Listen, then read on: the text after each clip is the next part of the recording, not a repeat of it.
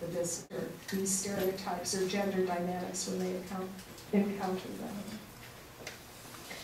So every year, Working Mother magazine does what I consider to be the best research into the best companies for women to work.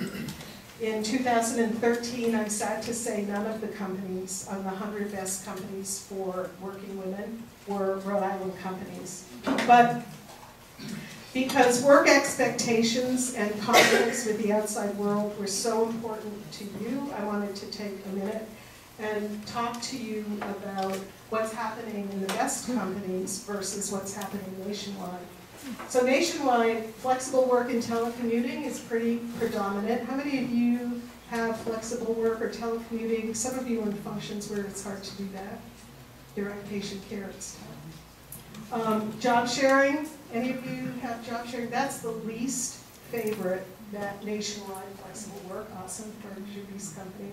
And then compressed work weeks, that's quite common in healthcare. Any of you participating in compressed work weeks, like working 4-day week, or in nursing, I know you've got the weekend, you know, a full work week and over the weekend out. So, yeah, all of the best companies to work, almost all of them had flex time, telecommuting, job sharing, and compressed work weeks. So these are things, again, that you can talk to your organization's HR function about. So can we do, I know we're in direct patient care, but is there anything we can do differently to make it easier for people who have commitments outside of work?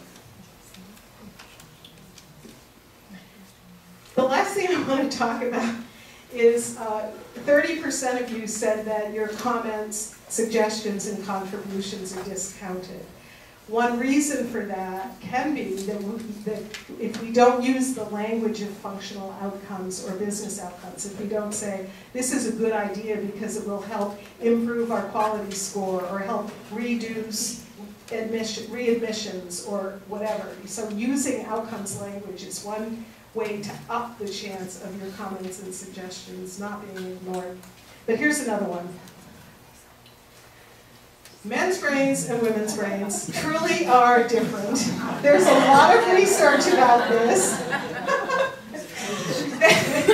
that Dr. Rubin and Dr. Rachel Gurr at University of Pennsylvania have found that if men aren't engaged by what's going on, it's more likely that their minds will wander off to the bedroom or the battlefield than women. So when we're in a meeting, oftentimes we have a great suggestion or comment that we want to make. And so we just say, we should do this. Or here's what I suggest, right? Well, if a man's mind is off wandering and he's part of the group that has to pay attention to you, and you just put the idea out there, what happens?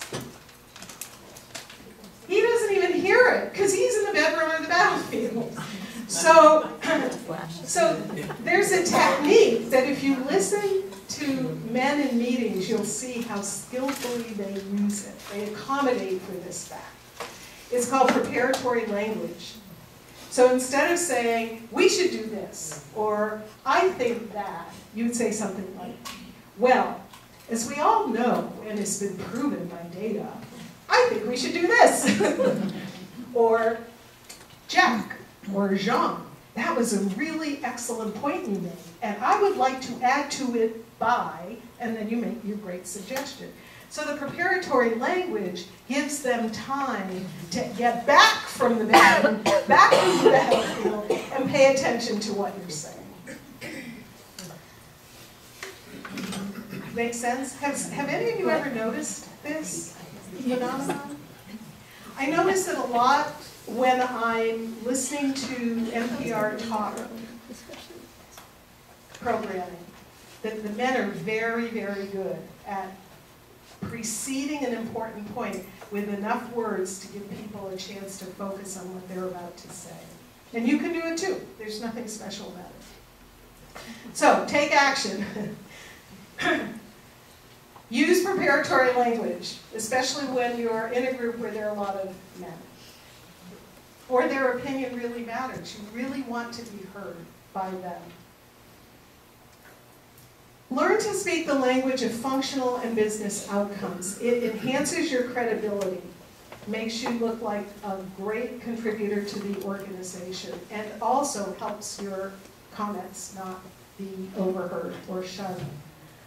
Marcia brought executive summaries of the Vision 2020 report. Grab one, bring it back, and share it with your HR professionals, and ask what can be done to increase the use of best practices to help make the workplace a better place for you and for all women. So I want to leave you with this thought. No, you don't have to become like anyone else in order to create a career that soars. You just have to be smarter at getting better at being the amazing person that you are. So here's what I wish for you. I wish for you many days when you get up in the morning, the sun is shining, it's a good hair day, you're wearing something that makes you feel fabulous, and like Stella, you've got your groove. Thank you.